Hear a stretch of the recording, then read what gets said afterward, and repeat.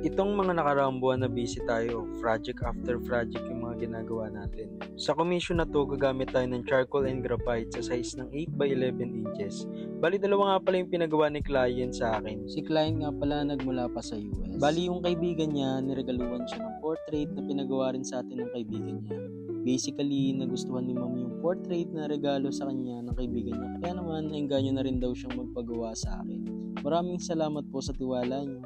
Nakakataba ng puso talaga yung ganitong klase ng mga commission. Kasi as an artist, ang sarap masabihan ng ang ganda ng gawa mo, tuloy mo yan. Huwag mo kami kakalimutan kapag nakilala ka na sa larangan ng pag-drawing yan.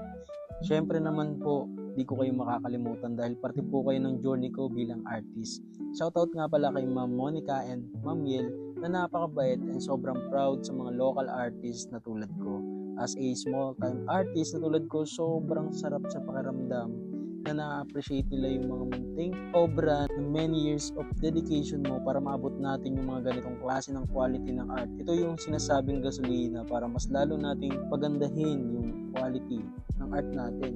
Kaya naman, mas lalo nating galingan and mag-focus sa mga taong naniniwala sa kakayahan mo. So yun guys, hanggang dito na lang muna. Here's the final result.